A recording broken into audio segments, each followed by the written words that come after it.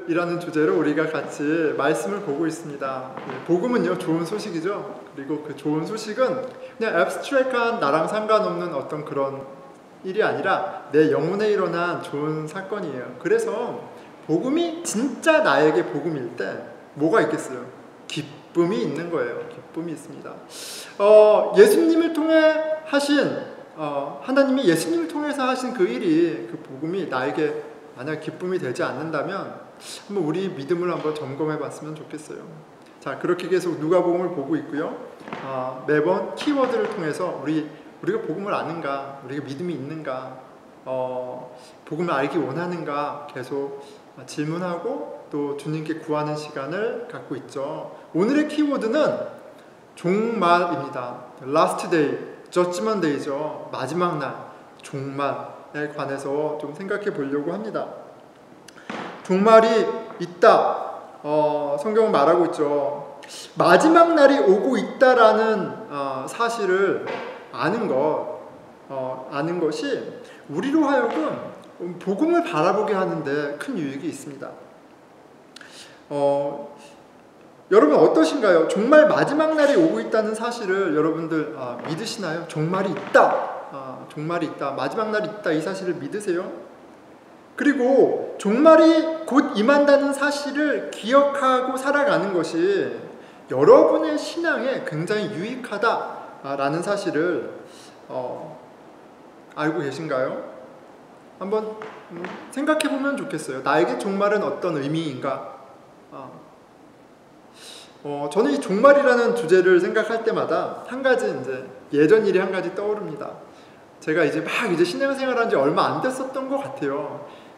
이제 늘 푸른 교회에서 신앙생활 했으니까 이제 예수님도 알아가고 하나님 나라도 알아가고 교회에 대해서도 알아가고 이러는데 다 이제 초짜죠, 생짜입니다. 그런데 제가 그 종말에 관해서 이제 좀 처음 듣기도 하고 실제로 좀 충격을 받았던 일이 있었어요. 뭐냐면 그때 저희 교회에 신앙생활을 오래 하시고 또 굉장히 헌신적으로 봉사하시던 집사님 한 분이 많은 분들이 근데 그 집사님들 중에 한 분이 무슨 이렇게 삶을 나누며 이야기를 하다가 그렇죠.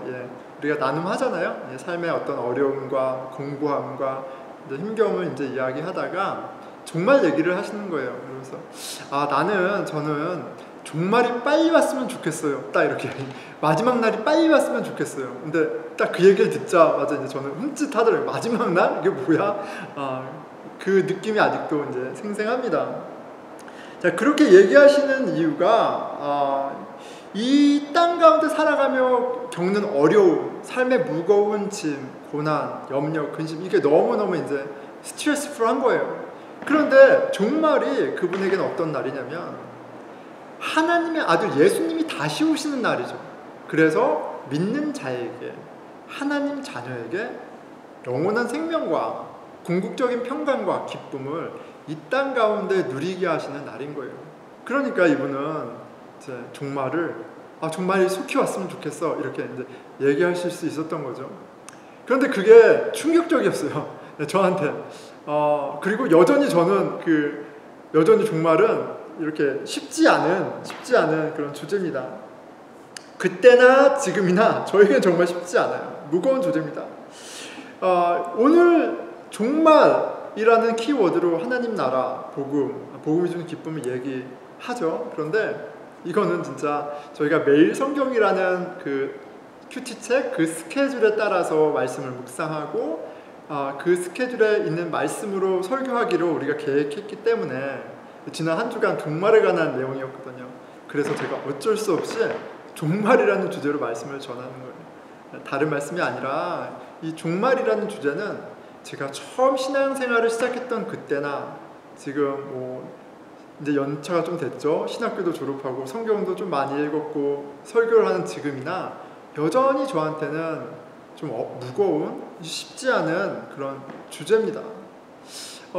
두 가지 이제 이유가 있는 것 같아요. 저는 감감히 생각해보면 난 왜 이렇게 종말이 부담스러울까? 두 가지 이제 이유가 있는 것 같아요. 저에게입니다. 첫째는 종말이 믿겨지지가 않아요. 종말이 믿겨지지가 않는다는 참 목사가 이제 설교하는데 은혜가 안 돼요. 종말이 믿겨지지가 않습니다.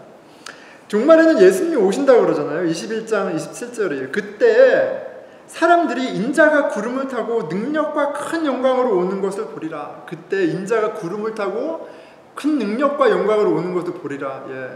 종말의 모습이에요. 그런데 저는 그게 좀 이제 상상이 안 가는 거죠. 상상이 안 가고 믿겨지지가 않아요. 뭐 그냥 만화 같고요. 만화 영화 같고 이게 딱 와닿지가 않습니다. 그러니까 뭐 이렇게 와닿지 않으니까 기대와 설렘보다는 이거 뭐지? 정말 뭐지? 이런 생각이 드는 거예요. 이게 제 솔직한 반응이고 심정입니다. 그러니까 이 그림이 믿겨지지가 않으니까 기대감도 실은 없겠죠. 기대감도 그렇게 많지 않습니다. 정말 난감한 주제예요. 그런데 또 한 가지 이유가 있어요. 종말이 좀 저한테는 어려운 주제인 건 또 한 가지는 뭐냐면 이게 믿어지지 않고 난감하기도 한데 또냐면 종말이 심판의 날이라는 거예요. 그렇죠. 믿는 자에게는 이제 온전한 영원한 진짜 멋진 나라가 짠 펼쳐지는 구원의 사건이죠. 완벽한 그렇죠. 구원의 사건인데 이날 심판의 날이에요. 누구에게요? 믿지 않는 자는 완전히 망하는 날이에요. 믿지 않는 자는 진짜 너무나 큰 고초와 환난을 받는 무시무시한 날이거든요. 그런데 제가 이렇게 어느 편에 있을까? 나는 그날이 마냥 반가울까? 마냥 내가 진짜 셀러브레이트 할 수 있을까? 그거에 대한 uncertainty가 불확실성이 저한테 있는 것 같아요. 그러니까 두려운 거죠. 그 심판이 영 이렇게 반갑지가 않습니다. 참 불편합니다. 자, 여러분은 어떠세요? 정말 그 마지막 날, 심판의 날 믿겨지세요?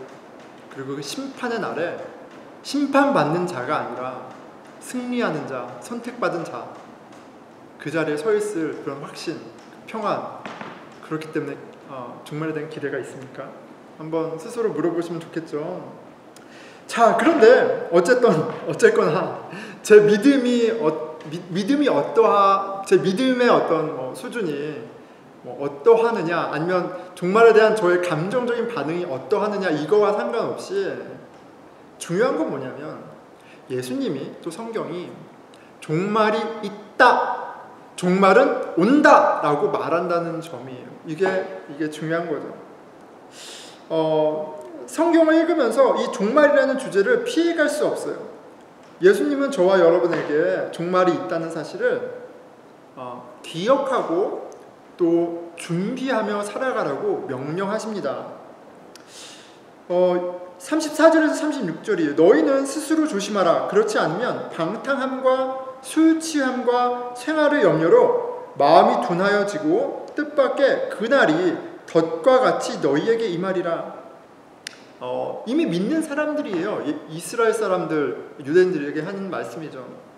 그날이 마지막 날이 덫과 같이, 덫은 함정이죠. 망하게 하는 함정이잖아요.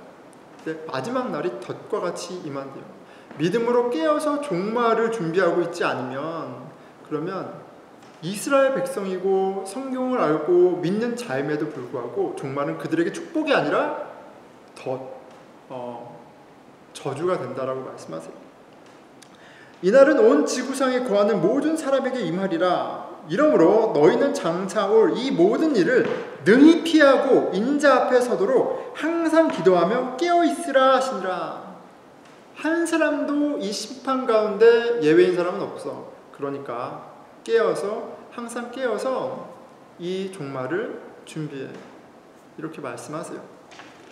내 믿음과 상관없이 그리고 제 어떤 감정과 상관없이 종말은 오는 거예요. 종말은 옵니다.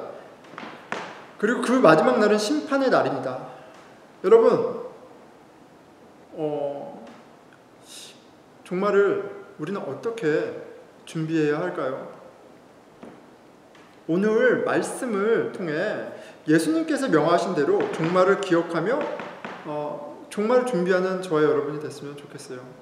내가 얼마나 확실히 믿느냐, 내 감정이 어떠하느냐 상관없이 말씀 그대로 이야기하신 바를 순종하고 또 그 종말에 대한 우리가 어떠한 자세를 가져야 되는가 좀 우리가 깨닫게 되는 은혜가 있었으면 좋겠습니다.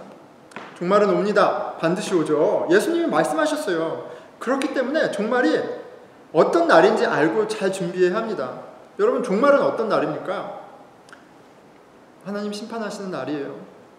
한마디로 이 세상이 끝장나는 날입니다. 정말 무시무시한 날이죠. 여러분, 우리는 하나님 하면 은혜와 자비가 풍성하신 사랑의 하나님, 예수 그리스도를 통해서 그렇게 하나님의 은혜를 우리에게 보여주셨잖아요. 그 은혜가 우리에게 감격이 되잖아요. 그렇기 때문에 심판, 종말, 하나님의 그 진노, 분노, 정의는 잘 와닿지 않습니다. 하지만 그럼에도 불구하고 하나님은 정의의 하나님이시고 또 불의에 대해 분노하시는 하나님이세요. 그것이 우리가 성경을 통해서 마주하고 발견하게 되는 하나님의 또 진면목이기도 합니다. 마지막 날은 있고요. 그날은 심판의 날이에요. 참 낯설고 받아들이기 어렵지만 성경은 분명히 보여주고 있습니다. 심판의 날에 하나님은 당신 앞에 정의롭지 못한 모든 것들을 끝장내십니다. 그리고 우리는 성경에 기록된 그 하나님의 심판, 그 심판이 얼마나 단호하고 그리고 그 심판이 얼마나 철저한지에 대해서 성경의 한 가지 사건을 통해 좀 미리 볼 수 있게 하셨어요. 노아의 방주 이야기 너무 다 알죠. 하나님께서 물로 이 세상을 심판하신 그 이야기를 통해 하나님의 심판이 이렇게 무시무시하구나, 이런 것을 우리가 확인할 수 있습니다. 자, 노아의 방주, 노아의 때에 있었던 그 심판, 그 이야기에는 하나님이 왜 이 세상을 심판하셨는지에 대해서 잘 설명하고 있어요. 자, 제가 말씀을 읽을게요. 창세기 6장 5절에서 7절입니다. 여호와께서 사람의 죄악이 세상에 가득함과 그의 마음으로 생각하는 모든 계획이 항상 악할 뿐임을 보시고 땅 위에 사람 지으셨음을 한탄하사 마음에 근심하시고 이에 이르시되 내가 창조한 사람은 내가 지면에서 쓸어버리되, 참 낯설죠. 사람으로부터 가축과 기는 것과 공중의 새까지 그러하리니 이는 내가 그것을 지었음을 한탄함이니라 하시니라. 이 세상이 죄악으로 가득 찼다라고 얘기하세요. 그래서 하나님이 더 이상 두고 볼 수 없고 심판을 할 수밖에 없었다라고 얘기합니다. 여러분, 하나님은 누구신가요? 하나님은 창조주이시고 하나님은 모든 창조물의 주인이세요. 그 하나님이 그 당신의 소유된 것들에 대해서 당신의 기준으로 심판하실 자격과 권리가 있는 분이시다라는 사실을 먼저 우리가 기억해야 될 것 같아요. 자, 죄악에 대해서 심판하세요. 그런데 그 죄악이 어떤 것인지에 대해서 그 창세기 본문이 보여주는데, 좀 주목해서 보게 되는 점은 그 죄악을 이야기하실 때, 그렇죠? 그 죄악의 리스트를 이야기하셔서 어떤 죄악이다 이렇게 구체적으로 얘기하시면 어떤 면에서는 더 이해하기 쉬울 텐데 그렇게 얘기하지 않으시죠. 너희들이 다 살인자고 다 사기치고 다 이렇게 무슨 죄목이 있었으면 더 명확할 텐데 그렇게 얘기하지 않으시고 본질적인 죄에 대해서, 하지만 결코 가볍지 않은 죄에 대해서 말씀하십니다. 마음의 중심에 대해서 지적하고 계세요. 그의 마음으로 생각하는 모든 계획이 항상 악할 뿐임이라, 이렇게 얘기하세요. 어떤 행위의 죄의 목록을 얘기하시는 것이 아니라 마음의 중심에 생각하는 바가, 그 계획하는 바가 항상 악하다. 신앙의 세계에서는 죄는요, 본질적으로 마음의 문제입니다. 내 마음에 하나님이 계시지 않는다면, 그래서 내가 원하는 것, 내가 계획하는 것, 그것이 하나님이 아니라 나 자신을 높이는 것이라면 그 사람은 마음만 문제가 있는 것이 아니고요. 그 마음이라는 것은 그 사람의 에센스고 존재 자체이기 때문에 그 사람의 존재 자체가 악하다, 그냥 죄악 덩어리다, 숨 쉬는 것도 죄인 존재가 되는 거예요. 하나님은 만물을 창조주시고요, 주인이세요. 하나님은 그렇기 때문에 모든 창조물에게 주장하실 권리가 있습니다. 모든 창조물은요, 하나님이 주신 은혜로, 생명으로 숨을 쉬고요, 공급하시는 바로 먹고 사는 거예요. 그러니까 주장하실 수 있어요. 뭐를요? 하나님 당신만을 경배하고 경외할 것을 주장하실 수 있어요. 나만을 왕으로 섬겨라, 인정하라 주장할 수 있어요. 그리고 그것이 하나님의 정의예요. 그렇기 때문에 우리가 우리 마음 가운데 하나님을 경외하고 하나님이 기뻐하시는 뜻을 구하고 그 뜻에 따라 순종하는 마음의 자세, 동기가 없다면 그것은 반역죄에 해당하는 것입니다. 왕이요, 반역자에게 처형으로 그 목숨을 뺏는 것으로 심판한다 할지라도 그것은 절대 불의한 것이 아닙니다. 왕은 왕의 정의를 실천하는 거예요. 하나님은 수년, 수십 년, 수백 년, 수천 년에 걸쳐서 그 죄악 가득한 세상에 심판을 연장해 주셨어요. 하지만 죄악된 그 마음은, 이 세상의 죄악은, 인간의 죄는 사그러드는 것이 아니라 하나님을 한탄하게 하는, 하나님을 괴롭게 하는, 세상을 지으신 것을 후회할 정도로 아프게 하는 그런 죄악된 모습만 보여줬을 뿐이에요. 그래서 하나님은 심판하세요. 왜요? 하나님은 권리도 있을 뿐만 아니고요, 하나님은 정의를 반드시 이루시는 분이시기 때문에 그래요. 자, 그 심판의 날에 온 세상을 물로 덮으셨습니다. 그래서 모든 생명의 심판을 내셨어요. 그리고 그 날에는 한 가지 사실이 너무나도 명확하게 드러난 거예요. 이 세상의 참 주인은 오직 여호와 하나님 한 분뿐이라는 사실입니다. 하나님을 왕으로 인정하지 않고 하나님의 뜻에 순종하지 않는 피조물은 그들의 죄악을 변명할 수 있는 여지가 없어요. 하나님이 심판의 칼을 드실 때 반역자들은 끝장나는 겁니다. 그런데 당황스러운 건 뭐예요? 그 반역의 기준이 우리의 어떠한 행위가 아니라 우리 마음의 동기, 우리 마음의 중심에 있다는 게 참 무섭고 겁나는 거죠. 하나님은 당신의 정의로 심판하실 수 있는 분이고요, 노아의 시대 때 하셨던 것처럼 심판하셨습니다. 그리고 지금도 여전히 우리 인생 가운데 하나님을 왕으로, 하나님만을 경배하지 않고 있는 모든 인생들에게 그들의 반역죄를 물으시고 심판하실 수 있는 권리가 있으신 분이에요. 그렇기 때문에 회개하지 않는 자들, 하나님을 온전히 믿고 온전히 왕으로 인정하고 순종하지 않는 자들에게 임하는 하나님의 심판, 마지막 날은 너무나 당연한 겁니다. 오늘 예수님께서 그 무시무시한 종말이 오고야 만다라고 말씀하세요. 우리는 그 날에 하나님 앞에 바로 설 정도로 우리 마음 가운데 하나님을 경배하며 하나님만을 사랑하며 하나님이 원하시는 바를 생각하며 살아가고 있습니까?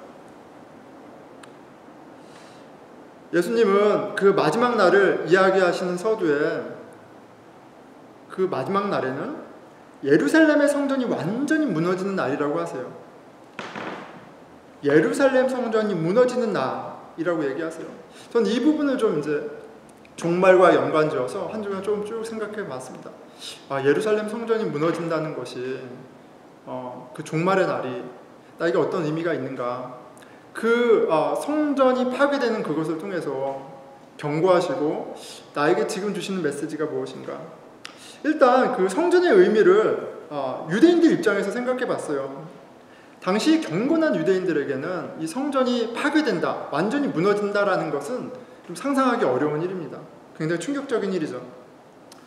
시기적으로 당시는, 예수님이 지금 말씀하시고 있는 그 당시는 이제 곧 예수 그리스도께서 십자가에 못 박혀 죽으실 날이 임박해 오고 있죠. 근데 그 날은 유월절 절기예요.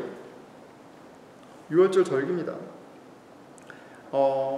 세상에 흩어져 있던 많은 경건한 유대인들이 유월절을 맞이해서 예루살렘에 모여들었어요. 그리고 예루살렘에 성전이 있었고 구약의 약속에 따라 그들은 하나님이 그 성전에 계시다고 믿었습니다. 유대인들에게 예루살렘 성전은 그들의 구심점이요 정체성이었어요. 그들이 누구인지, 무엇을 위해 살아야 하는지 보여주고 가르쳐주는, 경험하게 하는 성지였습니다.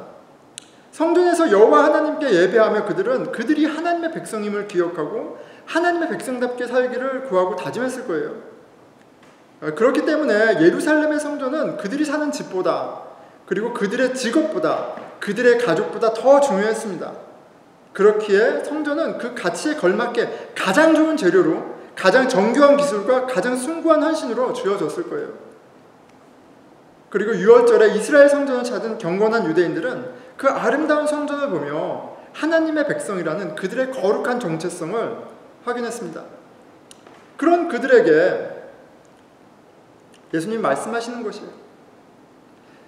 그들의 생명보다 소중한 그 성지, 그래서 그 아름다움을 찬양하며 감탄하던 그들, 5절을 통해서 알 수 있죠. 어떤 사람들이 성전을 가리켜 그 아름다운 돌과 헌물로 꾸민 것을 말하되,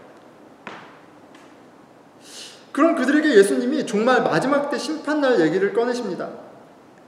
어떤 사람들이 성전을 가리켜 그 아름다운 돌과 헌물로 꾸민 것을 말하며 예수께서 그들에게 이르시되, 너희 보는 이것들이 날이 이르면 돌 하나도 돌 위에 남지 않고 다 무너뜨려지리라. 날이 임하면 종말에는, 마지막 때에는, 심판 때에는 이 성전이 완전히 파괴될 거야, 이렇게 얘기하세요. 성전이 그들 목숨보다도 중요하고 성전이 그들에게 최고의 가치가 되는데, 예수님은, 그리고 무엇보다도 성전은 하나님을 위한 것이잖아요. 그런데 완전히 그들의 생각을 뒤흔드는 말씀을 하세요. 하나님이 이 땅 가운데 새나라를 여시는 그 심판의 날에는 이 성전조차도 돌 하나 남김없이 다 깡그리 파괴될 거야, 심판받을 거야, 이렇게 얘기하세요. 섬뜩한 말씀입니다. 유대인들의 정체성을 흔드시는 말씀이에요. 경건한 유대인들은 마지막 때를 기다리고 있었죠. 그런데 그들은 아마도 예수님이 말씀하시는 그 마지막 날하고는 다른 모습을 기대했을 것 같아요. 그들이 지은 아름다운 성전으로 임하시는 메시아를 기대했을 겁니다. 근데 그게 아니라고 말씀하시죠. 그날이 이르면 이 성전은 돌 하나 남지 않고 파괴될 거라고 말씀하세요. 그 종말의 날이 언제가 될지 사람들은 예수님께 묻고, 예수님은 종말의 징조와 환난, 그리고 메시아의 오심을 통해 이루어질 하나님의 나라를 말씀해 주십니다.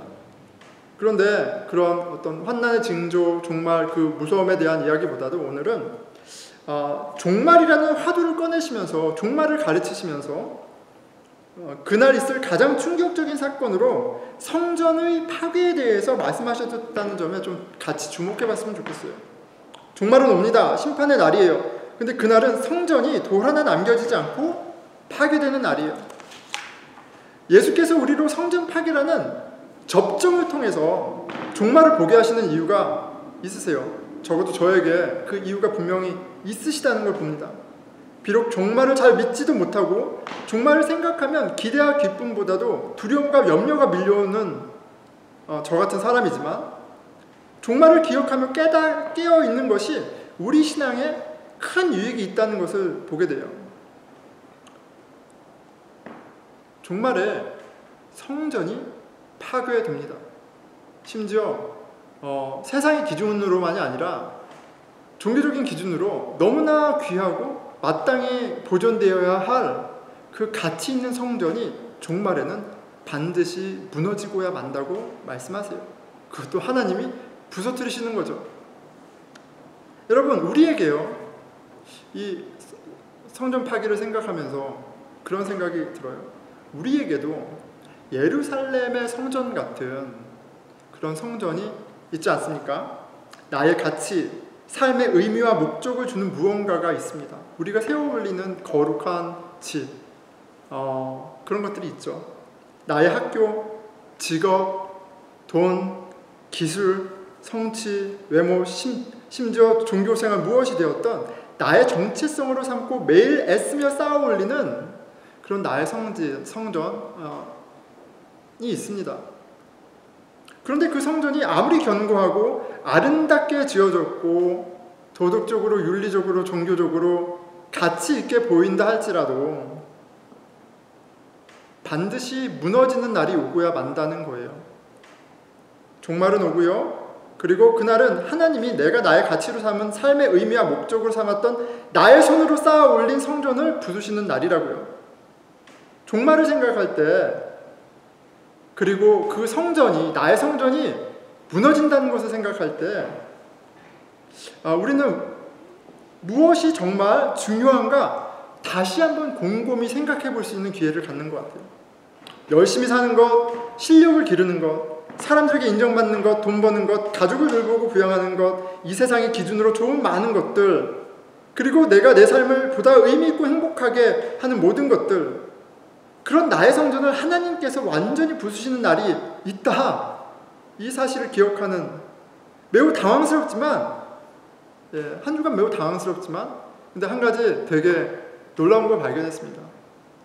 그것이 그 성전이, 나의 성전이 부서진다는 사실이 저에게 주는, 우리에게 주는 자유함이 있어요. 아무리 쌓아올리고 아무리 애써서 세워가고 아무리 아름다운 곳으로 덕지덕지 붙여도 우리는 여전히 다른 사람의 집과 비교하고, 그리고 내가 만족하지 못해서 끊임없이 확장하고, 그런 욕망과 탐심과 이런 것들 가운데 질질 끌려 사는 그런 인생을 살지 않습니까? 그런데 뭐라고 얘기하세요? 마지막 날, 심판의 날에 예루살렘 성전 돌 하나도 남김없이 무너지리라. 마지막 날, 심판의 날, 하나님은 우리가 우리의 애씀으로 세운 모든 것들을 공로 없다, 가치 없다, 먼지와 같다, 무너뜨리신다는 말씀이에요. 그게 당황스럽기도 하지만 내가 진짜 너무나 애쓰고 염려하고 근심하고 잠 못 이루게 하는 그런 많은 것들이 그렇게까지 중요한 것은 아니구나 라는 것을 가르쳐 줄 때 자유함이 있는 것 같아요. 자유함을 주시는 것 같습니다.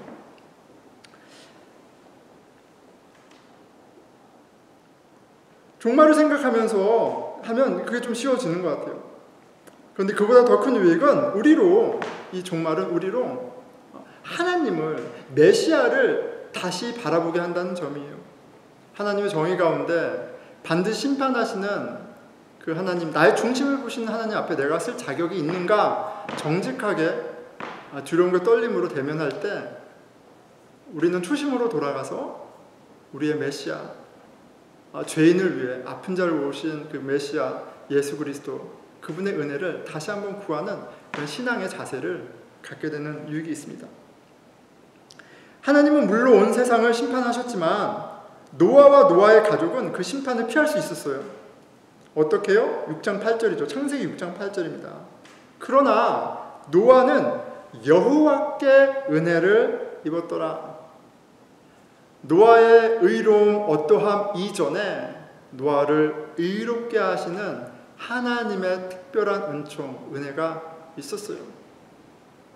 그 종말을 기억하고 종말을 준비하면서 우리에게 내가 어제만이 아니라 오늘도 매 순간 은혜가 필요하구나 다시 한번 기억하게 합니다. 이런 면에서 종말을 기억하고 종말을 바라보면서 사는 신앙생활이 참 유익한 것 같아요. 종말을 묵상할 때 우리는 살 길을 찾게 됩니다. 종말은 우리로 예수 그리스도를 찾게 합니다. 그리고 예수 그리스도를 믿게 된다면, 정말 우리가 예수 그리스도를 잘 믿게 된다면 종말은 끝이 아니라 영원한 영광의 나라가 시작되는 날이기도 하죠. 26절입니다. 사람들이 이 세상에 임할 일을 생각하고 무서워함으로 기절하리니 이는 하늘의 권능들이 흔들리겠습니다. 정말 모든 것이 무너지는 그날, 그 무서움과 두려움으로 기절할 정도로 사람들이 혼미백산합니다. 하지만 우리에게 메시아에 대한, 예수 그리스도에 대한 믿음이 있다면 망하는 것이 아니죠. 종말은 오히려 우리에게 소망이 되죠. 이어서 이렇게 말씀하세요. 그때 사람들이 인자가 구름을 타고 능력과 큰 영광으로 오는 것을 보리라. 이런 일이 되기를 시작하거든 일어나 머리를 들라. 너희 구원이 가까이 왔느니라 하시니라. 우리에게 주고자 하시는 믿음, 믿음의 능력, 놀라움은요, 세상이 흔들리고 모든 것이 망한 것 같은, 그래서 사람들이 꼬꾸라지고 잠 못 이룰 뿐만 아니라 기절할 정도의 그런 상황 가운데에서도 고개를 들어 주를 바라보게 하는 믿음이에요. 우리에게 그런 믿음을 주기 원하세요. 그리고 그런 큰 믿음, 그런 강한 믿음, 생명의 믿음까지 자라나가게 하는데, 종말이 있다, 온다는 사실을 기억하고 깨어있는 것은 큰 유익이, 큰 촉진제가, 자극이 되는 건 분명한 것 같습니다. 분명합니다. 말씀 맺을게요. 예, 한 주간 종말을 생각하는데 20년 전이나 지금이나 종말은 저한테 쉬운 주제가 아니에요. 제 믿음은 너무나 한없이 작고요. 종말에 대한 두려움이 제 안에 있습니다. 그런데 이 종말은요, 한 주간 저로 하여금 정신이 좀 번쩍 깨어있게 하는 그런 효과가 분명히 있었어요. 무엇이 중요한데, 결국 나에게 하나님 앞에 내가 섰을 때 가장 중요하게 하나님이 보시는 게 무엇인데, 그런 것들을 계속해서 질문하게 하는 그런 촉매제가 됩니다. 바로 이렇게 종말을 기억하면서 하나님의 뜻을 구하고 나를 점검하는 게 바로 깨어 기도하는 모습이 아닌가, 이렇게 좀 생각하게 돼요. 여전히 세상에 근심과 염려가 있습니다. 하고 싶은 게 있고요, 안 되면 답답하고요, 뒤척입니다. 여전히 가장 가까운 사람 가운데에서도 미워하는 사람이 있어요. 꽁하는 마음이 있죠. 그런데 종말이 있다. 종말에 너의 성전은 돌 하나 남김없이 무너진다. 종말에 하나님은 은혜 받은 자, 그 은혜를 물으신다라는 사실을 기억할 때 내가 뒤척이게 했던 그런 것으로부터 자유함도 얻고요, 그리고 나로 하여금 귀한 것을 귀하게 보는 그런 새로움도 허락하시는 것을 경험했습니다. 종말을 생각하다 보니 무엇이 중요한가 계속 생각하게 됩니다. 정말 무엇이 가치 있는지 생각하게 합니다. 예수님이 말씀하신 어리석은 부자로 살지 않을 수 있는 지혜와 힘을 주세요. 누가복음 12장에 보면 부자 이야기가 나옵니다.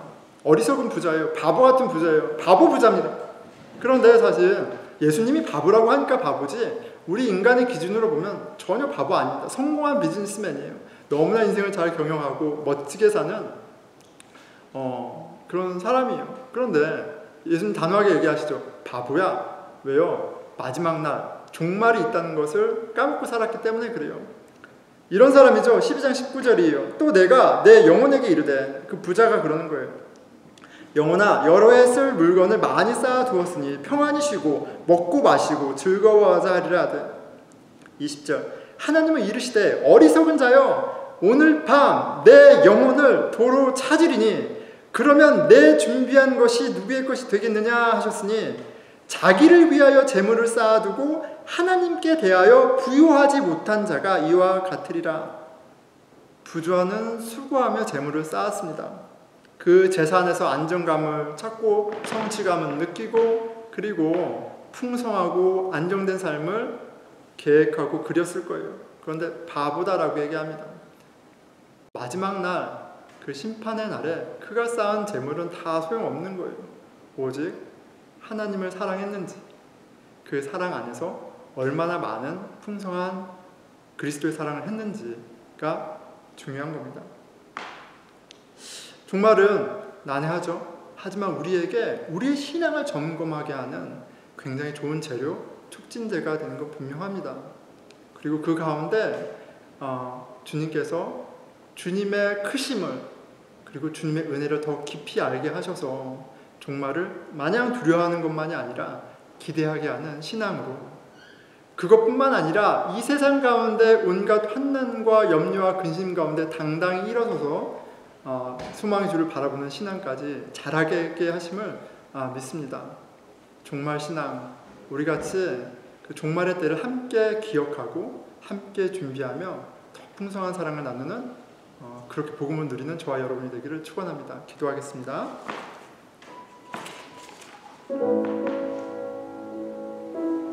예, 하나님, 지금 당장 오셔서 우리의 마음을 열어보시고 저희 마음의 동기와 소원을 드러내셔서 심판하신다면 감히 주 앞에 당당히 서기가 두렵습니다. 여전히 제 안에는 세상의 근심과 염려와 내가 원하는 바 탐심과 욕심으로 번뇌하며 쉬지 못할 때가 너무 많습니다. 주님이 얼마나 좋으신 왕이시고 얼마나 놀라우신 일을 십자가 부활통을 하셨다는 걸 들었고 믿었음에도 불구하고 여전히 주의 심판 앞에 두렵습니다. 죄인을 위해서 병자를 위해 오신 그 예수님을 더 알게 해주십시오. 우리가 어떠한 은혜를 받았는지 주님 깨닫게 해주십시오. 우리 같이 기도하겠습니다. 예, 하나님 아버지, 하나님 심판 앞에 있을 자격도 없고 감히 하나님 앞에 고개 들지 못하는 걸 불쌍히 여겨주십시오. 그런 저를 위해 오신 예수 그리스도, 그렇게 당신의 값진 피와 생명을 쏟아 부어주신, 그렇게 우리로 종말을 준비하게 하신, 종말의 심판을 피하게 하신 주님을 보기 원합니다. 좀 도와주십시오. 주여 보여주십시오.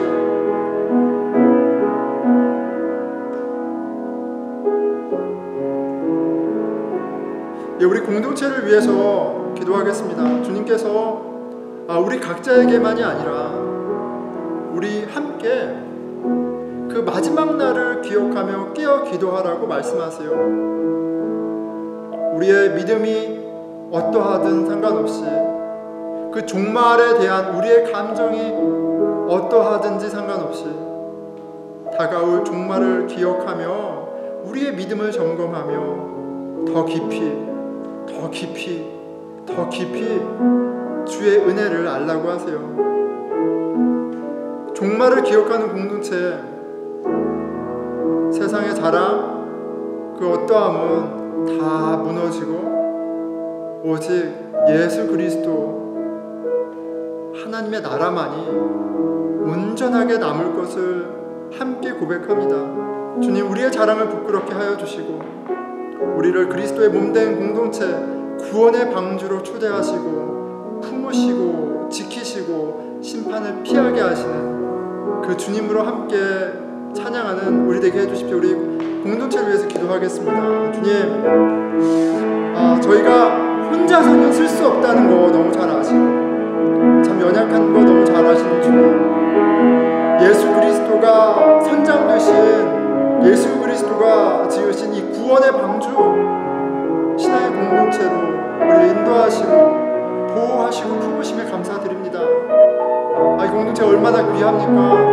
아버지, 얼마나 소중합니까? 얼마나 든든합니까? 주님, 그 주님으로 말미암아 감사하는 공동체 되게 해주십시오. 종말을 기억하고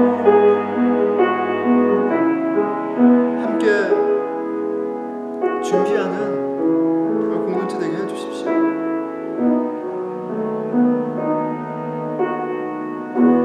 예, 우리 다 함께 일어나셔서 마지막 찬양 드리겠습니다.